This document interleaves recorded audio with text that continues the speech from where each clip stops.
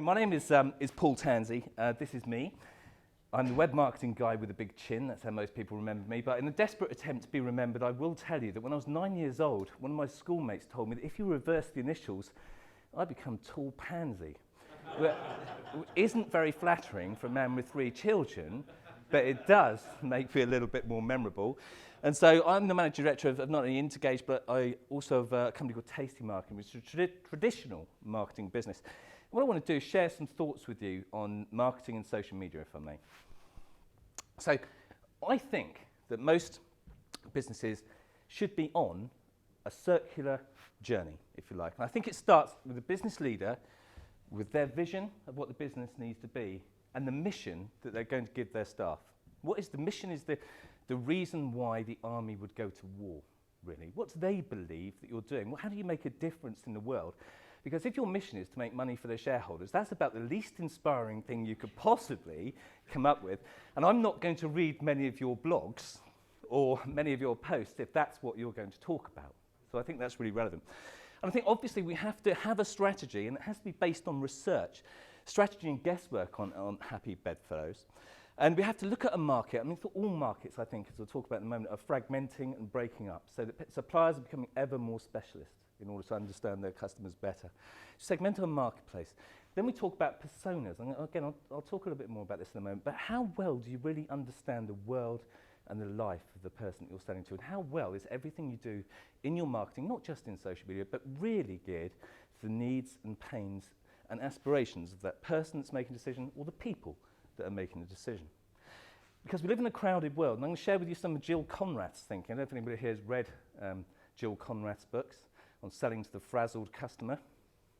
Good. I'm glad you haven't, because then it will be new to you, won't it? Which will be good. So I'm going to share some of that with you about differentiation and value propositions. But we really need to get our branding together. If we don't have brand guidelines in our team that everybody understands, if they're not really... simplistically, I've always felt that when you start the business on your own, you're the brand, right? But as soon as there becomes a collection of you, you have to decide how you communicate, don't you? And you have to speak with one voice and one tone of voice and one message. And if you can't do that, social media is going to be a very dangerous place, because if you've got lots of people playing their own instruments rather than being part of an orchestra, this isn't going to work terribly well. So branding guidelines, goals, business plan and budgets are obviously key. What are the KPIs? What's our marketing plan? How are we going to measure success? Which partners are we going to work with? And is everybody internally and on our team, including other stakeholders like subcontractors and shareholders, is everybody on the same page? Is everybody singing from the same hymn sheet? Because if not, again, social media would create a confusing noise rather than a lovely sound from an orchestra all in tune. Of course, you need to have the tools. And your social media properties need to reflect the same branding, the same messages as your website, don't they? And indeed, everything that you're doing offline. So when you look at your online properties, could I tell if I looked at your Twitter page really what your website was going to look like when I landed it? Do they all carry the same messages and the same branding throughout every one of your properties? You probably have 5 or 6 at least at the moment in terms of online properties. So we create and review the tools we've got. We make sure our staff are trained in how to do this stuff, and then we decide which tactics we're going to execute, whether it's online, offline, and we need to have systems of reporting and ongoing refinement so that we know whether we're on track or not. Then we need to analyse our ROI, survey our customers to make sure they're still on side. Is anybody here using Net Promoter Score, for example? It's one of my favourites. Simplest customer survey in the world. It's only got 2 questions, invented by Fred Reichheld, used by Apple, used by Audi, used by eBay, used by loads of big corporates. And it goes like this. On a scale of 0 to 10, how likely would you be to recommend me, my company, or my product to a friend or a colleague? And then the answer to the second question is, why did you give us that score? Now, if you asked every single customer in your customer base those 2 questions, you get a simple book back about how well you're doing, and you'll be able to separate them out into 3 categories. The 9s and 10s that think you rock and will tell you why, which is great because it'll give you the sales messages to go and find more people like them. Then you'll get the 6, you get the, let's say, 6 upwards, 6, 7, 8s, which are kind of passive. And it means that, yeah, that's okay, but while it's just okay, their head can be turned by a competitor.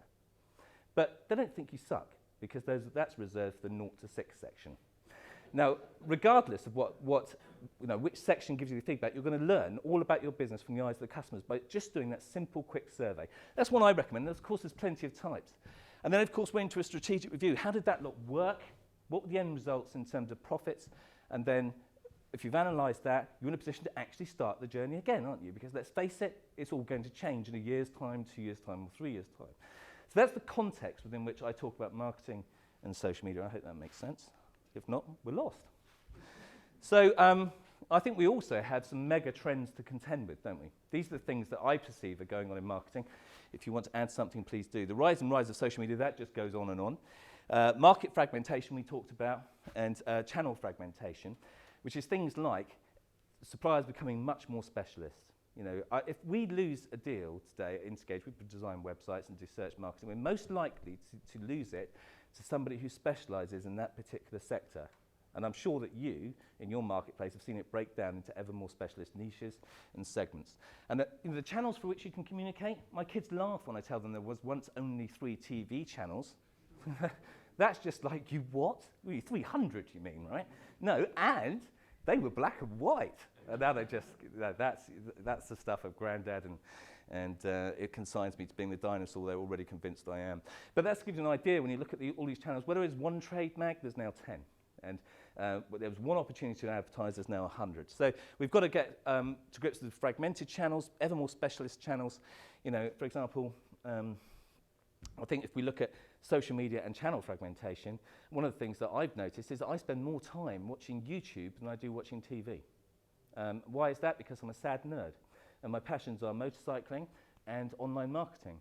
And there's much more content on YouTube, whereas if I wait for TV stuff, I have to wait weeks for that stuff to show up and be, you know, recording it and playing it back when it's convenient. But YouTube and social media provide me with much more information on those things. I think also, still sweating a little from the exertions earlier, I think also the multiple screens and devices things. Our websites have to respond now to these multiple devices. That's a mega trend, isn't it? If you look at your Google Analytics on your website, you'll see that ever more people are accessing it from tablets. You know, I think almost every wealthy home in the country has a tablet now. And my personal experience was that I'm doing what I do, and I've been in the internet industry since the year 2000. My wife used to pride herself on saying at dinner parties, I've never even sent an email. And so that was a little embarrassing for me, but hey, you know, that's her world. And tablets kind of changed that, because, you know, if she had to use a computer, then she had to learn, she had to hit a button, wait for it to boot up and take it. She's never been able to understand, and frankly, it's a ridiculous thing. We have to wait 20 minutes for a PC sometimes to get ready to work. She could never understand why that was, and it all confused her, and she hated it. Tablets now just mean she can use a finger, she doesn't have to use a computer, and she's online, and she's now shopping more and more, great news, using tablets where before the PC scared her. And I think that whether it's PCs or tablets for my wife, certainly, for many of us that use tablets, I think they're fantastic, and mobile phones, certainly my kids spend their whole time on their mobile phones. One of them wanders around talking to his all the time because he's learned how to use Google voice search, and he's telling Google to set alarms for him and things like that using his mobile phone all the time. He's become a lot more efficient now, and it's a bloody good thing, frankly. But anyway, moving on. And then there's this other thing, content marketing. Now, this is all marketeers are talking about at the moment, which is how do we create content that our customers will love and share, and in sharing, carry our message to more people just like them. And that's what I believe content marketing is about. I'm going to talk about these things as we go through. One of the most common things that we get as well is, get me to the top of Google. Well, actually, getting to the top of Google is a really complicated thing now, because Google's different on a mobile phone than it is on a desktop PC. It's different, the results, depending on whether you're logged in or whether you're not logged in. It's different depending on where you are in the country. You'll see different results to me if I'm somewhere else. So getting top of Google is one thing. But invariably, if you look at the top results in Google, they're not just websites anymore. Some of them are social media sites. Some of them will be videos. Some of them will be infographics that have been posted on infographic sites, for example.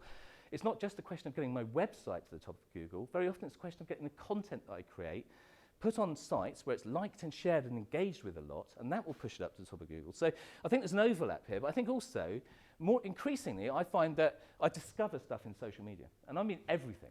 You know, news, for example. I hear about, if somebody dies, I hear about it on Facebook first before the news. No two ways about it. Or Twitter, if you're plugged into Twitter. Spreads news like never before. And then if I decide I'm looking for something, I'll become aware of a product and decide where I want to buy it, then I'll be using a search engine, and then I'll use the thing and get an impression of what it's like and does it live up to its promises, and I'll probably share my opinions, particularly if they're great, or the product sucks. And I will probably share those opinions in social media to either share it with my friends who might be interested or warn them. So that's kind of how social and search interact, and the whole cycle just repeats the whole time. So I think it's important to understand that too. And also the changing world of the web. It simply isn't the place it was 5 or 6 years ago. Web marketing used to be dead simple when all we had to do really was worry about flat web pages linked to other web pages and worry about the keywords and the links that were on those pages and connected them together. That was a simplistic, old school way of online marketing that no longer works. And going forward will be consigned to the bin, because search engines, and particularly Google, are a whole lot cleverer than that right now. And what they're doing is, frankly, as you would imagine, from the company that has the most intellectual horsepower gathered in one place of the human species of any time in history, they have more intellectual horsepower than anybody else by miles, that their search engine is becoming incredibly intelligent. And it's starting to work out. If you'll notice this, as you go through, you put keywords into your searches in Google, you get results come back that don't even reference the keywords you typed, because Google's understanding the meaning of what you were looking for and not even producing results based on the keywords that you put in. And if you become aware of that, just try that out. Because it now knows that the internet isn't a place of flat web pages joined together by hyperlinks. That's not the case at all. It's a collection of things, and it's a collection of people and people profiles and the relationships between people, i.e. which groups do they hang out in, which companies they work for, what they like, what they don't like, who they interact with and who they don't interact with, is all one great big, what Google would call a knowledge graph, that it's building up a huge profile of who's doing what in the background. And it's fascinating, but Google's technology is becoming self-learning as well, and it's actually quite scary. It's learned to tell the difference between cats, for example, pictures of cats. It can tell the difference, and they didn't know it could do that. It learnt to do that. It's just mind-boggling what it can do. Well, and why is that useful? I'll tell you why. Now, I quite like aardvarks. Okay, now don't ask me why. It's a bit silly. I just think they're a funny, cute-looking animal, and I'm an aardvark enthusiast. All right, but the issue here is that when I type aardvarks in, there are 822,000 results for aardvarks. Now, I like aardvarks. But I'm not going to read 822,000. If you want to get your information on aardvarks to the top of page 1, you've got a hell of a job on your hands, haven't you? You know, it's going to be really quite tough. And when this is back in 2010, then CEO Eric Schmidt said, every 2 days we now collectively create as much information as we did from the dawn of civilization to 2003. That's because we all create stuff now, where once upon a time, maybe 10 years ago, we needed an in-house geek to create that stuff and put it on the internet, didn't we? But now we routinely create, share, and curate information online. So it's a hell of a job that Google is doing. And of course, social media comes with fear, because if you don't deliver what you say you deliver, social media can kill you. I refer to it as the domestos for scumbags, and I quite like that. I like to live in a world where if people don't deliver what they say they do, then they don't thrive. So negative feedback rather can kill your business. And I think going back to our customer survey, it's really important to carry out those surveys to work out what customers like. And when they don't like what they're getting, why is that? And what can you do about it? And in some instances, it may be that they're just impossible to please, because some people are. And so what you need to do is creatively find a way to recommend them to somebody who is perhaps a competitor of yours that you don't like. I'm sure you all get on here, so you won't be doing that to each other. But those customers, you know the ones who, when they phone up, your heart sinks? I defy you to prove they're profitable. They never are, because the energy they suck out of your business and your life simply isn't worth it. So anyway, there is a whole new world, right? And that I'm not referring to you, Mary. We like your calls. You keep phoning us. We love you. So the other thing is that when I look around the room, most of you, although obviously not the ladies, are not Generation Y. Now, Generation Y, born up to, well, between the 1980 and the year 2000, are now growing up to be adults. And the thing is, they're different to us, if you're in Generation X, right? Because they share like they breathe. And they have social media by their bed so that it can wake them up if necessary. And they would actually check Twitter and Facebook before they got out of bed most days, and that kind of thing. They are entirely different, totally addicted. But the thing is, these people are now old enough to be running companies, starting households and families and buying things. And from this point onwards, they're your customers. Okay, even us, our generation, we're getting to grips with social media. In fact, social media amongst mums is so popular that kids don't think Facebook is cool anymore. Because the mums are on it all the time. So they only put the stuff that's mum-friendly on Facebook, and they've learned how to use all the controls, haven't they? And they use other shadier messaging systems for messaging each other the good stuff. I didn't understand that until I sort of read about this application. Excuse me a moment, it's slipped my, might come back to me in a second. Well, sorry? That's the one, thank you, Mary. The kids are using Snapchat. And apparently, about half of the people on Snapchat have seen bodily parts of some of their friends. And they don't post those on Facebook because mum's there. So everything evolves. But they are very different, and they are different people, but we've got to do business with them. And as I say, going forward, that's our marketplace. And so that's what our future relies on. And yes, they check into places, they follow brands, and they're very brand aware, and they're very reputation aware, and because they share all the time, and their friends share too. If you upset them, it travels fast, and if you delight them, similarly, it can travel fast too. And they will research you. And there's more research going on before every purchasing decision than ever before. And I'll come on to that in just a moment. Oh, and here's the other thing. When I give a talk to a bunch of Generation Y people, it's really obvious, right? I know you're all Generation X because I can see your faces. When I talk to Generation Y, all I can see is a device, usually an Apple logo or the back of a phone while they're doing this. And their heads are down, and I think they hate me because that was a really, really difficult thing to do. I do a fair bit of public speaking. Do it to a university audience, and it will do your head in because you can't get eye contact with anybody. You just see the tops of their heads and their devices. And that's because they are, every one of them, an audience that has their own audience. And so the first time it happened to me, I left the auditorium deflated thinking I sucked today and nobody liked what I had to say. And that was really tough, and I'm not going to go to university again in a hurry until social media was then full of all this great positive feedback. I had no idea that it happened because that's what they do. They all have an audience of audiences, and they've shared it with all their friends. And so everybody you're speaking to now is potentially a journalist with their own audience, right? So, yes, they do these things. They use multiple screens. Even Match of the Day now, they know you're using multiple screens, don't they? Because they halfway through Match of the Day, that chaps who are watching Match of the Day, ladies, anybody watching Match of the Day? Then if you do, well, what happens is Gary Lineker now says, we're going to have a Twitter vote on this or a website that. And they assume you have a different device that you must be using to do that while you're watching the telly, which is kind of interesting.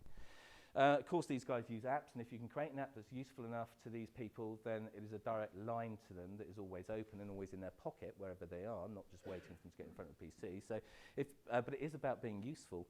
And they understand personal branding. They're good people to employ if you get the bright ones, because they've made all of the brand cock-ups about their personal brand. They've misposted, and they've regretted it. And they've had the mickey taken out of them endlessly. And they kind of get that. So the bright ones do anyway. And of course, they don't need to know anything, do they? Because it doesn't matter what they don't know. They'll find it out with a Google search in no time. This is a completely different era where why do they need to learn or remember anything?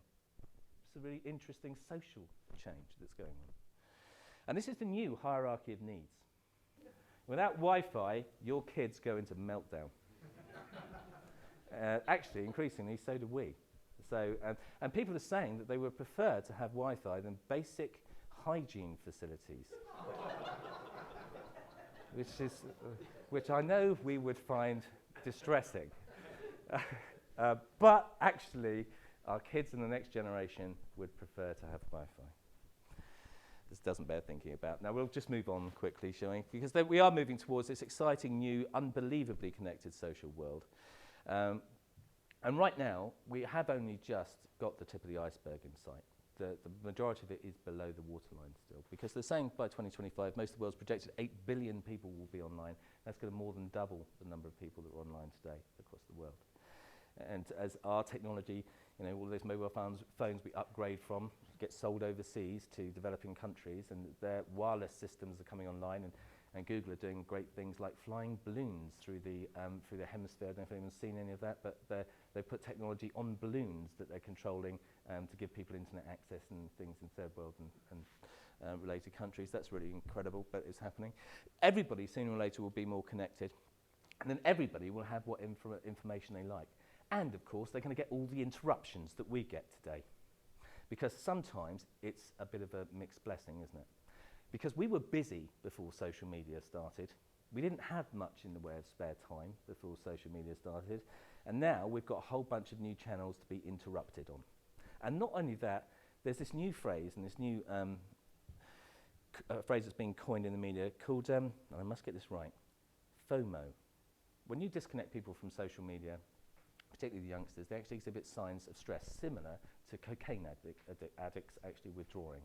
It's called the fear of missing out, that being disconnected from everything. It's brought a new stress into the world, which is just what we need, isn't it, in the 21st century, a new stress. But what happens is that in the 21st century, I think all of our customers are frazzled. And this is why I asked earlier on about Jill Conrath and her book, Snap Selling to the Frazzled Customer, which I found to be a really useful book. And it talks about our customers today. And a lot of us will recognise ourselves here in a moment. So when I've been through this, I'm just going to ask you to put your hands up and say, are you all the time or sometimes frazzled yourself? Right, here are the symptoms you need to be looking for. What will happen is that to-do list is endless. You can never get through it in a day.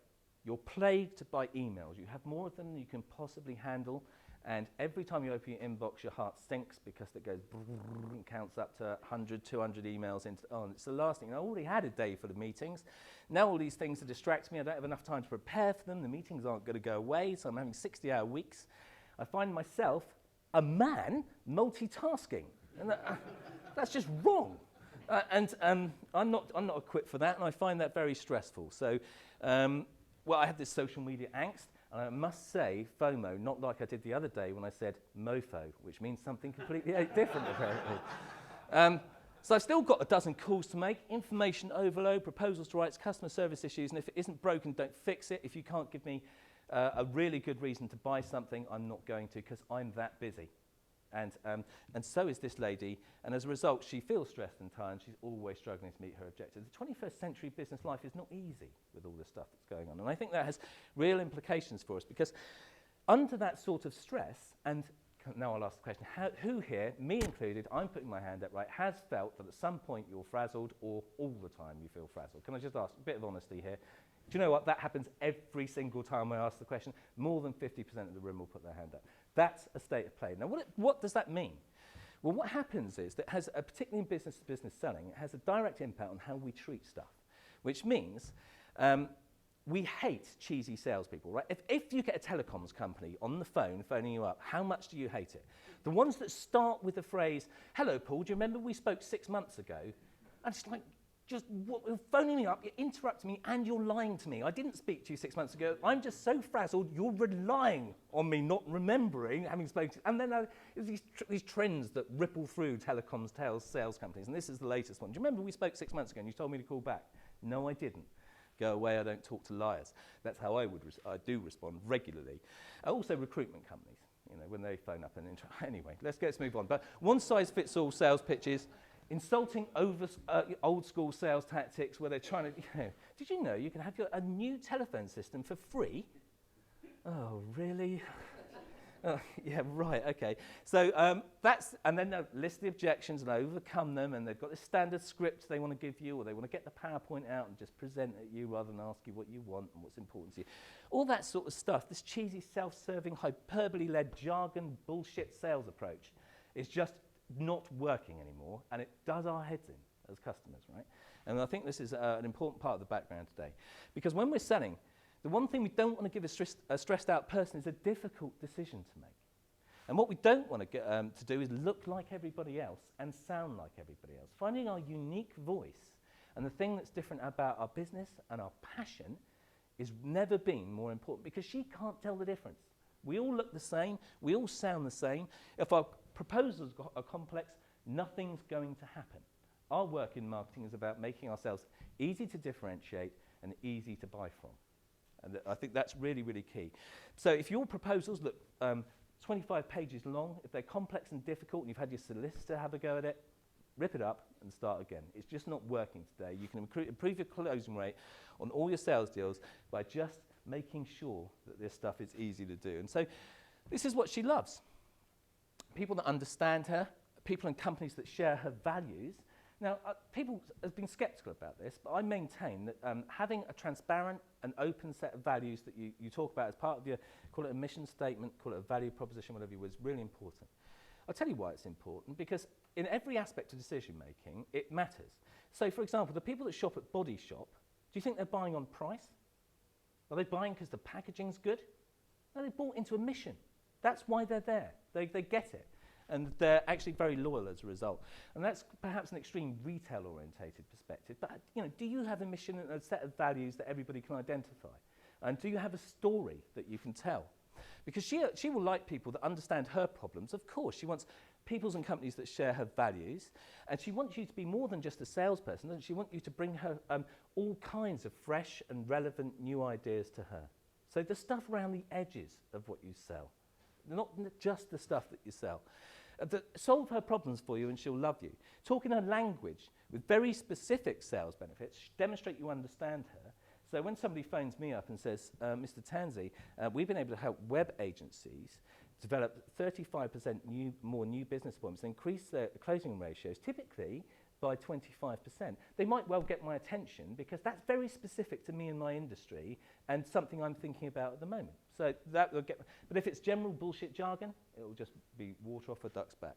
So she likes people who talk her language, suppliers who are recommended by people she trusts. And this is one of the big advantages of having a big social network, of course, keeping them informed, staying front of mind with them. Now, I use LinkedIn and Google Plus to do that. I don't want to bombard people with sales messages. We'll come on to that in a moment. It's about providing value. So people, I think, look to me to tell them what's important that's going on in the line of online marketing. So I kind of distill out the rubbish, try and distill down to what's important and share that in my updates on social media, just so people will continue to know that I'm on top of my game and hopefully that they can trust me. And that's part of how I use social media. So she wants people that focus on her opportunities and her outcomes and her business. How are you going to improve what she does rather than the bullshit sales cheesy approach we talked about? Make her decisions simple, demonstrate expertise and credibility, and simple proposals with clear benefits based on this stuff. Make solutions easy to implement as well, because when everyone's busy and stressed out, getting new stuff to happen is really difficult, isn't it? Just getting the company to change when people are stressed, anything is a pain.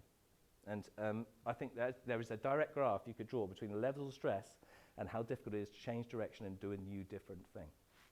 Particularly if the new different thing last time didn't work, then it makes it even more difficult. But of course, not everything does work. So solutions that are proven for customers like her. How many testimonials can you provide her with? Now, I'm gutted today because I normally start these presentations with, we've got more than 230 happy customer testimonials on LinkedIn. That's what I normally say when I start my things. And actually, we don't anymore because LinkedIn took that facility away. They just deleted it. So we'd spent the last 3 years collecting customer testimonials, and LinkedIn just deleted it. I was not happy bunny on the 14th of this month when that happened, because I used to be able to say, we're the most recommended company. And now, that's okay, we'll put those on our website for the time being, but now I'm going to ask people to put those recommendations into Google+.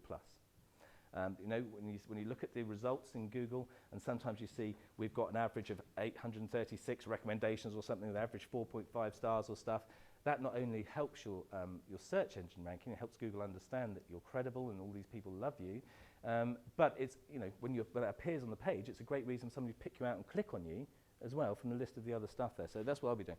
Anyway, going back to the marketing stuff, the key to relevance. This guy's more famous for being funny than he is being wise in sales and marketing, but he's absolutely right. The key to success is not trying to please everyone. That's the key to failure, trying to please everyone. I think we have to be really specific, know who our customers are, get to know them even better, and start to generate content they really love. Because I believe that we all live in a bubble. And because we're all frazzled, we all admitted that, right? That means that it's only if it's at the top of my to-do list is any of your marketing messages going to pierce my bubble. Otherwise, they're just going to bounce off. And I'm walking around with this protected bubble, and I have to. It's a bit like when you're going to buy a new car. And when I was going to buy a green Jaguar, I'd set my heart on one. It's only an X-type, so I'm not being overly, indulgent. But suddenly they're everywhere. And you ever had that experience? You set your heart on something, suddenly they're everywhere. They were there all the time, but this is how the world works, right? So we need to make sure that we can pierce people's bubbles by making sure that we understand them deeply and what's paining them, and understanding that when they go quiet, You've probably all had this experience, right? Somebody's committed verbally that they're going to buy from you, and then they go quiet on you. They stop responding to your emails, they stop taking your phone calls and stuff. That's a frazzled customer alert right there, right? It doesn't mean that they're being deliberately rude to you. It just means they're frazzled and stressed out, and you're no longer the top thing on their to-do list, doesn't it? That's what it really means. So we've got to understand that there are trigger events, and obviously anybody involved in furniture knows that there are specific trigger events that mean that people might well be in the market for what they do. And ever more, we've got to focus on identifying what those trigger events are, whether it's people moving premises or rebranding or that kind of stuff. Those are obviously going to be opportunities. So trigger events are key. We need to keep track on those. So bringing this all together, then, I think it's about focusing on a specific customer. We need to segment because one size doesn't fit all. And we can do that in a number of ways, market, industry, even generation, led by research. And of course, in B2B, we need to understand who we're talking to and tailor the messages for the marketing guy, for the finance guy, for the CEO, understand their world and their problems and their language. And social media is great for just tuning into what they're talking about and the language they're using so that you can mirror that. And of course, the pains they're having and what they like and what they don't like. Understand how they research, discuss and buy solutions. Now, a great way to do this is to have a persona, and increasingly what we're finding is marketing businesses have customer personas. Is anyone here using customer personas at the moment? Okay, one lady. So it's a really interesting way to get deep into what your customer's psyche is, so that you can make sure everything you do really resonates with them. And whether you're selling to the operations manager in a B2B environment or the busy mum, it's really important that you do the research, so you're asking how they make decisions and finding out why they chose you and how they chose you relentlessly will tell you where they're going for information, what they're doing for research, how are they find, do they find you on Facebook? Do they check you out on Twitter? Those kind of things. Do they find you as a result of a referral on LinkedIn? I don't know about you, but a lot of my network constantly says, does anybody know anybody who's good at this? And today, I probably wouldn't, and I know my wife even wouldn't, hire somebody new for something around the house unless we'd checked with our social network to say, does anybody know anybody who's good at this or bad about that, right? So, it's definitely happening. But what's going to make your life a lot easier as marketeers is the depth to which you understand these people. And what I'm going to encourage you to do, some businesses are actually creating cardboard cutouts of them, giving them names and leaving them around the office. And what they're doing is they're saying, this is our customer and this is their problems. And everything we do needs to be about these customers and their problems. Every post we make on social media, of course.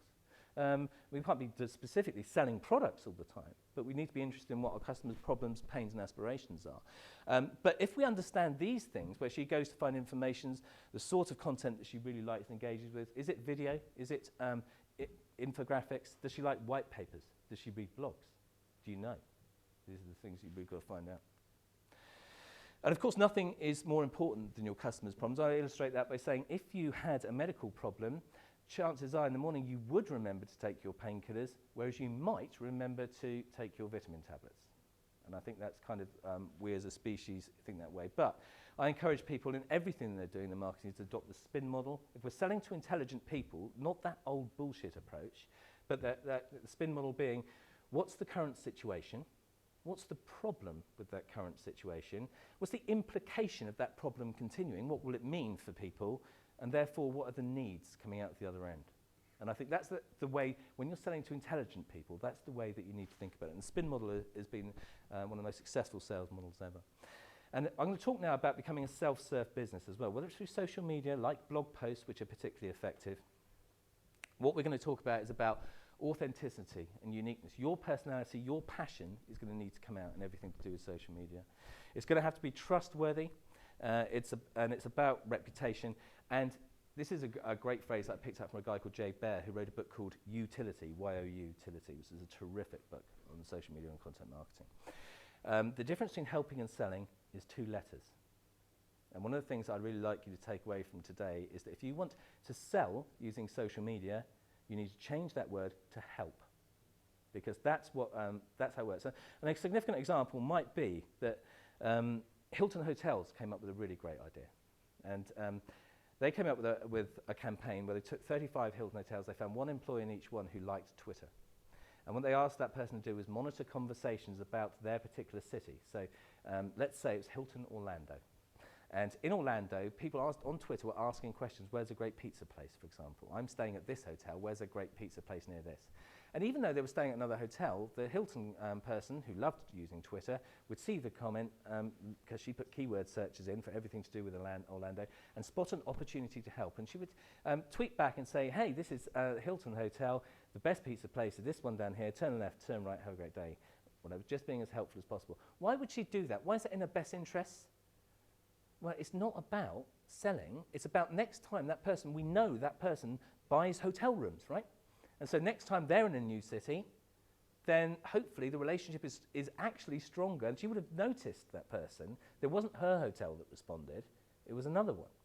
So what's going on there, out in the world, in conversations on social media that you can join in with and you can help with? Because helping is actually the new selling in terms of social media. Again, Jay Baer, with this book that I've mentioned, you can tell whenever I've read a new book that I've liked, because all my slides start to kind of regurgitate the stuff. But he talked about something that was really interesting, the Google Zero Moment of Truth, ZMOT, as it's often abbreviated. And that was an incredible study that found that in 2010, the average consumer needed 5.4 sources of information to make a purchase. And that, for whatever reason, in 2011, whether it was a mass adoption of mobile devices that were accessing the internet or the continued mass adoption, that had grown to 10.4. So this was people almost doubling the amount of information they wanted to consume before they made a purchase, which is an incredible change in social behaviour, really. But it's also that there's that much more available, of course, and coupled with the fact you don't need to know anything.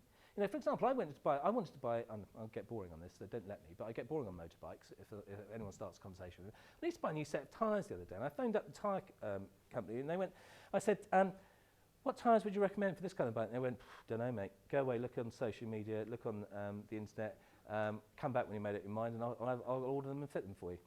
I mean, it's kind of like, I felt a bit, can I use the word deflated? Too much of a pun. But you know, I did feel deflated, particularly given my circumstances this morning, where I've had to stop at pretty much every petrol station and pump my tyre up on the way here.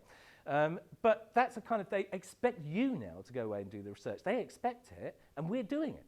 We're doing our own research before we buy, so you need to make sure that people can do that for your company. Because if they've got questions, hands up here, who likes phoning up and talking to a salesperson?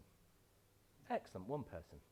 Nice one. I do sometimes as well, because I like to see other sales operations in action. I do enjoy it. When it's done well, it's really elegant and beautiful, I think, but most of the time it isn't, and it's horrible, which is why everyone else didn't put their hand up. Who likes filling out a contact form on a website so that they can be pestered by a salesperson? Exactly. So there's this threshold, right? But when somebody has questions about your product or service, your job is to make those questions researchable and findable. And a great way to do that, I'm going to share some examples of that with you. Which might not sound terribly relevant, but just bear with me, right? This is about a swimming pool success story. And in 2009 in the States, this company, River Pools, were right on the verge of bankruptcy because the economy was going down in a big way. And when people have trouble putting a dinner on the table, they don't often consider buying a swimming pool instead. So what happened was that the market started to shrink in a big, big way. And they're one of the players in this shrinking pond, and they've got no budget, no real money, and their only asset, they decided, was that they do actually know an enormous amount about swimming pools. So what could they do to win more market share? Here's what they did. It started off by saying, we know every question that our customers are going to ask on the subject of swimming pools. We know the answers to those questions as well. So we're going to start writing blog posts, and that's what we're going to do. Started off with 400, it grew to 1,000, and it became the most visited swimming pool website in the world. It was a tiny little company, but they'd put all of that, it was really out of desperation. It was the only thing they could do in terms of marketing with no budget. But they made themselves ultra researchable and put all of the answers to all the questions people ask. There's some amazing things here. The average customer buys swimming pool reads that many blogs? That's incredible. But I guess there's a load to read about, isn't there, if you're going to have a swimming pool put in, about depths and trees and roots and planning permission and water pressures. And, you know, there's probably an enormous amount, particularly if you lay it out in such a way that if you've read this article, you probably need to read these ones as well and make it really engaging. But this is incredible. 75% of new customers that buy a swimming pool don't speak to the salesperson. They made themselves so researchable and made that information so abundantly clear. And they grew revenue by 50% in a shrinking market, which is extraordinary. Now, no talk about social media moving forward would be complete without a mention of Google+. Now, anyone here using Google+? Can I just ask? Again, okay, a few of us. Excellent. It is the future, and I'll tell you why it's the future, because it's Google.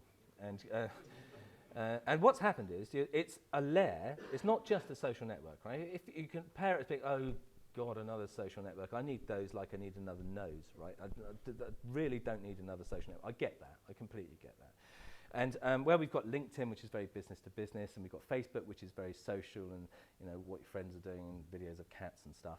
In the middle, you've kind of got Google+, which overlaps both of those things. And Google+ is both business and it's social.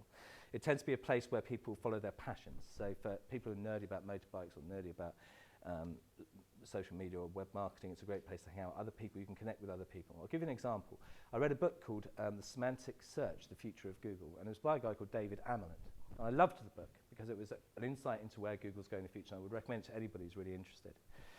And I thought, okay, I'm going to put a review on Amazon. So I put a 5-star review on Amazon, and in Google+, I put a comment up to recommend this book by plus David Amerland, which is a way of just tagging him, if you like, in the comment. And to my surprise, I got a response from David Amerland, and he thanked me very much publicly on Google. And this is a very successful author. And to this day, if I post anything on his subject, he now has a conversation with me, which I kind of find flattering. But he's kind of become friends, and he's friends with some of the biggest names in my industry in the world. And the fact that he and I interact with each other, and the fact that he interacts with those biggest cheeses in the world in our industry, is something Google can track. So when it's trying to work out who's credible on this topic, it will start to understand that I at least am an influencer because I interact with the people who have the biggest audiences in the world on this subject, and we have conversations. It will understand the nature of the posts that I'm making. I have a business page for my company, Intergage, and individual page for me. And on my page, I can easily control that I only share this information with people who are into motorbikes, and this information for customers and these people who are into web marketing. And if they overlap, brilliant. I can set up a separate circle, as we call them in Google Plus, for that. But linking our Google Plus profiles to our websites and to our blog posts in particular is going to be an incredibly powerful tactic that you really must take on board if you want future search and social success. Now, it's a separate seminar on its own, but I'll tell you what I'd do for you. If you wanted to do it, either by working with Mary and Colin or some other way, I would even go as far as to put on a Google Plus seminar for you guys free of charge because I consider it that important, right? So, Colin, if you'd like to take me up on that at some point, we'll make one available to the guys next event or whatever it is that you're doing. I would like you to understand the importance of it. Because Google wants us to become authors, really. And have you seen these kind of results show up in search where people's pictures are linked to the results? You've seen that? Yeah. Well, this stuff is because they have a Google profile, and they've linked that Google Plus profile to their blog post in the right way so that Google knows that person created this content, which is a brilliant way of combating the I've ripped off somebody else's content, done a bit more SEO on it, and got it at the top of the search engines. Because as soon as you anchor this as being, I created that content, Google knows it was me. So it gives me a chance to create content, put the blog posts out there, get them found in search, and get followers so I can build my network. And guess what? When they're logged into Google, because most of us are most of the time now, that their results will be tilted slightly towards the people that are in their Google Plus networks. So if they said they're following this person, that person happens to have written on that subject, well, guess what? It'll show up more in search. So I can't emphasize enough that there is this new player on the marketplace, and I know you don't need another social network, I totally get that, but you do have to take this one seriously because it's Google and it interacts with everything else Google does. And a good example of where Google Plus is starting to become a big thing is YouTube. YouTube, as you know, is the second biggest search engine in the world, right? But as the second biggest search engine in the world, it had a problem because chavs use YouTube. I don't know if you've seen. Chavs will watch videos on YouTube and write all kinds of poisonous filth in the feedback. And it's awful what they were doing. And they were really, and I believe the world is split into two, by the way. I just go off on a small tangent as I do. The world is split into the chavs and the chav-nots. The chavs will write filth and crap all over YouTube results, and they'll criticise the people, whatever they do, whatever video they put up, right? So what Google does is say, okay, Google doesn't want an anonymous world where people can hide behind usernames of Fat Walrus 32 or something and say whatever they like. So what it did is they said, okay, we're going to use Google+, and you can only leave comments on YouTube now through Google+. So if you're able to leave comments on YouTube, it's because you have a Google+ account, and if you don't, you can't. Fantastic. No, now the chavs aren't quite so brave when they're not Fat Walrus 32 and they're actually Henry Smith. It kind of moderates what they do, which I think is useful. So we all use Google Tech, and all of this stuff is all going to be linked together by Google+. So all of this stuff is all going to be linked to Google+, is all linked to Google+, and so it's deeply integrated into, as you've seen, into YouTube and Gmail, Google+ itself, of course, but into the search engines, the ability to +1 or like something using Google Analytics, Google Maps, everything is about Google+. And so let's just for a moment contemplate what it knows about us if we're using this stuff, right? What this big machine, which is kind of slightly sinister, just how much it knows about all of this stuff about you. What doesn't it know about you? Well, you haven't yet started using its credit card, so it doesn't yet know what you buy offline, but you might do because it launched it about 6 weeks ago, and naturally being Google, it's going to be a good one. So, but all of this stuff, knowing where you are, where you're going to be, what direction you're headed in if you're using Android on your mobile phone, who you're likely to be meeting up with, whether you're linked to them in Google+, and what you talked about, it's all there. They've got access to all this data, and this is the cleverest people that have ever lived. It's a good job their strapline is "don't do evil," isn't it? Because, and I don't know you, but that's kind of worrying. If it were anybody else except Google, and Google have done this amazing thing when they've grown really massive and we still love them. When Microsoft grew really massive, we hated them. Was that just because our PCs take 10 minutes to boot up and they keep reinventing Microsoft Windows so it gets more and more rubbish? I don't know. But Google have managed to keep inventing things so that they get better and they work better for us and they understand us better and they do all this stuff. And that accumulates with stuff like Google Now. I don't know if you use Google Now yourself on an Android phone, where the first time I find out, Google Now knows what websites I visit. And so if they change, it updates me while I'm on the phone. It also knows what football teams I follow, which are AFC Bournemouth, up the Cherries, and West Ham United, who from my team, which excellent hammer over there, fantastic. But Google knows that, and so it pipes the results to me. So the first time I hear about it, if I'm not on the radio listening or watching it live, then Google knows. So I'm getting this constant, this website you like has been updated. It's, by the way, it knows where I work as well. And it says, you might like to know that it's about 7 minutes to work at the moment. The traffic's quite light. I go and visit a hotel website, Carey's Manor in the New Forest, and it said, next day it said, you're 45 minutes away from Carey's Manor. It's like, ooh.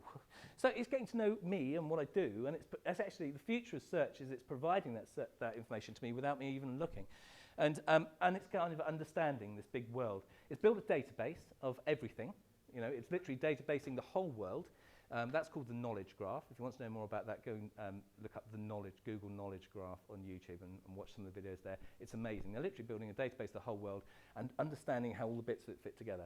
It's no longer about characters and individual letters and in which order they're in. It's about understanding the actual meaning of it. So, for example, once upon a time, it would look for Poole or Dorset, but now if I search for something that's in Poole, it knows that Poole's in Dorset because it's worked that out and catalogued and saved it. And its intelligence is building like that on itself endlessly.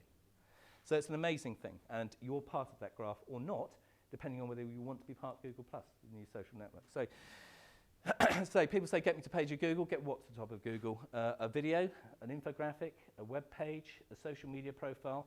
I've got a LinkedIn profile. I can't tell you, it rocks. It's top of Google for so many different phrases because I went in and actually optimized the profile, put keywords into it. Happily, I've got a lot of endorsements and things going on there, and those links in it prove to Google that actually, it seems anyway, that whatever I want to get found by on Google, I can just tailor the content of my LinkedIn profile for, and it gets found, which is really good. So I can get whatever you like to the top of Google, but it does vary depending on what the device is, location, search history, I logged in and logged out, how much you're doing social media, particularly with Google Plus moving forward, your own and your company's trust, reputation, authority, and your website, and the quality of the content. Above all else, the quality of the content that you create is going to be the key. So your results are going to be what you deserve in future. There are no shortcuts. There's no clever, let's employ somebody who knows a backdoor entrance to Google results and how to use social media. You're going to have to do these things. You're going to have to be based on your online identity, largely through Google Plus and the other social profiles it can index. How well you understand your target market, because that will dictate, and your brand, by the way, and how you communicate it, and that will dictate what experience your website provides. And so what happens now is that, you know, if people go to your website and engage with it, Google thinks, oh, they like this one, and pushes it further up the rankings. And if they go to it and it's rubbish and they bounce off, guess what? It starts to sink. So it isn't just what keywords you put where on the page and how often. That was very much old. With the problem with us Generation X's, right? It's not something we want to do very often. If we don't do it, how can we ask other people in our team to do it too? And really what we need to do is we have to lead by example, and we have to actually show people that we can write blogs ourselves, that we can put postings into LinkedIn and do this thing. Then we can ask other people to emulate us. And most of the time they're only too happy. You know, if solicitors, for example, there's a new groundswell of unhappy solicitors who think their bosses are dinosaurs because they know social media, right? But their bosses are scared of it. And so they restrict it and strangle it. And when it happens, these youngsters are all getting frustrated. Let's do it. We know how to generate business and build reputation and build influence. No, it's a bit dangerous, and we're a bit scared of that. So, you know, and that's what's happening, right? So, apart from the forward-thinking solicitors we work with, should I plug them? Yeah, Coles, Miller and Poole. They're fantastic at it. And all of their solicitors are blogging and sharing and achieving great results. They doubled their web traffic last year because of the blogs that they were creating, the way they're using Google+. And so that's really cool. So I'm just going to say 3 C's of social media: creation, curation and consumption. We all do this. Some of us do that. Curate out the rubbish, curate in the good stuff and share it. And this is stuff that the future belongs to those people that create the content their customers love. Can you create marketing so good that your customers would pay for it? That's your challenge. Can you understand them well enough that you would create marketing tools that they will share with people just like them because they love them? That's really the essence of what you need to do. And yes, there's a process. Once you've sorted out what your business goals are for social media, you've done the research and you understand keywords people put in search engines, where they hang out on social media. You've got a very deep idea of the personas of the people. You're creating catalogs, so you're consistently producing high quality content. Consistently. It's not a question of just doing it once. That won't work. If you stop, guess what? You're off the radar. So map out a plan and deliver it consistently. Create interesting, different types of content. So whether it's PDFs, videos, infographics, presentations, videos, all of this stuff can be put online and with the right keywords in the right places so that it gets found. Then you can publish this stuff using any number of different tools for publishing and promote it. So, you know, if you're going to create a blog post, use the other channels to promote the blog post, of course. And then use Google Analytics, which is incredibly good these days at telling you how your social media marketing works, and then analyze the results, and then repeat and modify. Now, we do have a 7 steps to content marketing white paper that comes out of this. It's about a subject called optimized content marketing. And if you put the phrase optimized content marketing into Google, we should be able to demonstrate to you how it works, because we've got at least 3 references to ourselves on page 1. One is an infographic that's we created on the subject, put it up on the site called Visually, and that's been shared enough for it to become top 3 result on Google. Another one would be a blog post by our Director of Online Marketing, Jo, and she wrote this and came up with the 7-page thing. And then you'll have various other references, which are actually from other people promoting our content, carrying our brand. And so there's either 3 or 4 references to optimized content marketing, the very subject that we're talking about, on page 1 of Google with our name on it. And that's kind of the perfect illustration. And what I'd like you to do is you can email me, and or indeed via Mary. Are you seeing it, Mary? Because we're all in a different place. Excellent, yeah, good. Optimized content. Excellent, good. I'd just like to know, because like I said, it might be that I'm smoking my own dope. It only works in Poole in Dorset, you know. But so I need to check that it works elsewhere. Anyway, so it's a level playing field. These are the things you've got to do. Focus on a customer, align your brand, your message, make authenticity and your expertise shine. Understand their pains, understand where they hang out, make a decision, create the content they want, love and share, promote their content as a team, and each of you be the brand because you know what the brand is and you're all, on a consistent message. Engage in online conversations, build relationship, help, not sell, and analyze results. But of course, give it time. It is medium term, it isn't short term hit. Ladies and gentlemen, I'm Paul Tansey, and I'm from Intergage, and it's been a pleasure to speak to you.